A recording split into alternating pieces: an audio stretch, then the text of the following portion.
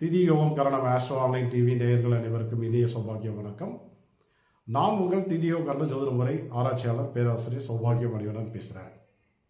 இந்த பதிவில் வழக்குகள் என்பது யாருக்கு சாதகமாக அமையும், யாருக்கு மிகப்பெரிய தொல்லையாக மாறும் அப்படிங்கிறத பற்றி தெரிந்து கொள்வோம். அதுக்குண்டான பலன்கள், அப்படி தப்பாக இருந்தால் கூட அதுக்குண்டான தீர்வுகள் என்ன அப்படின்றதெல்லாம் நம்ம வந்து பார்க்கலாம். நம்ம வழக்குக்கு உண்டான கிரகம் யார் அப்படின்னு பார்க்கும்போது 9 கிரகங்களில் சனி பகவானை தான் நம்ம வந்து நீதிமான் அப்படின்னு எடுத்துக்கிறோம் நம்ம. அப்போ அவர் தான் வழக்குக்கு உண்டான கிரகம். ஒரு ஜட்ஜ் ஆகணும்னாலும், ஒரு அட்வொகேட் அடிக்கடி வழக்குகளில் ஜெயிக்கணும்னாலும் இந்த சனி பகவான் வந்து அவருடைய ஜாதகத்தில் வந்து நல்லா இருக்கணும். அதே போல் வழக்கு தொடுப்பவர் அவர்களுடைய ஜாதகத்திலேயும் சனி பகவான் வந்து நல்லா இருக்கணும்.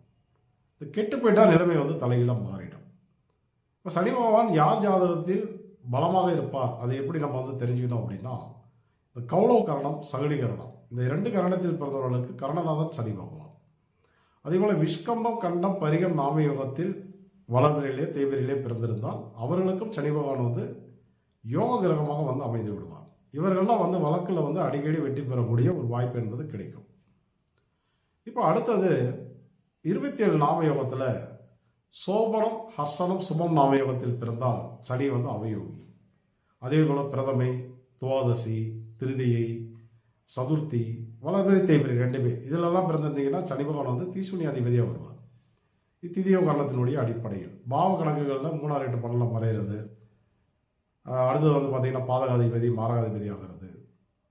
அப்புறம் வந்து முடக்கு தோஷத்தை வந்து வாங்கிறது. இந்த மாதிரி பாதிப்புகள் வந்து உங்கள் ஜாதகத்தில் இருந்தாலும் நீங்கள் அவசியம் வந்து வழக்குகளில் வந்து ஜெயிக்க முடியாது. இப்போ வழக்கு போட்டே தான் ஆகணும், போட்டாச்சு, வேறு வழி இல்லை அப்படின்ற ஒரு சூழல் வரும்போது, இப்போ நீங்கள் வந்து உங்கள் ஃபேமிலியில் யாருக்கு வந்து சனி பகவான் பலமாக இருக்காரோ அவரை வந்து கூட வச்சுக்கிட்டு ஒவ்வொரு முறையும் நீங்கள் வந்து கோர்ட்டுக்கு போகும்போது, அட்வொகேட்டை மீட் பண்ணும்போது, அது சம்மந்தமான காரியங்களை செய்யும்போது அவரை முன்னிறுத்தி நீங்கள் பண்ணும்போது வழக்குகளில் சீக்கிரம் வந்து ஜெயிக்கிறதுக்குண்டான வாய்ப்புகள் வந்து உருவாகும்.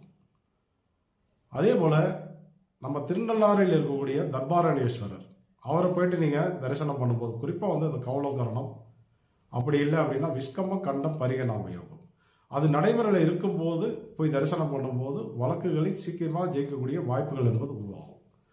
இந்த சனி பகவான் நெகட்டிவாக இருப்பவர்கள் முடிஞ்சளவு வந்து வழக்குகளுக்கு போகாதீங்க. அதுதான் வந்து புத்திசாலித்தனம். போயிட்டீங்க, வேறு வழி இல்லை, வருடக்கணக்கில் வந்து சொத்து வந்து பிரியாமல் இருக்குது, பூர்வீக சொத்துல ஒரு பிரச்சனை, பணம் கட்டி ஏதாவது எக்ரிமெண்ட் போட்டு பிரச்சனை, பண பரிவர்த்தனைகளில் பிரச்சனை, குறிப்பாக வந்து பார்த்தீங்க அப்படின்னா திருமண வாழ்வியல் வந்து டைவர்ஸ் வரைக்கும் போயிடுச்சு அப்படின்றவர்கள்லாம் மாற்று வழியாக இந்த மாதிரி விஷயங்களை வந்து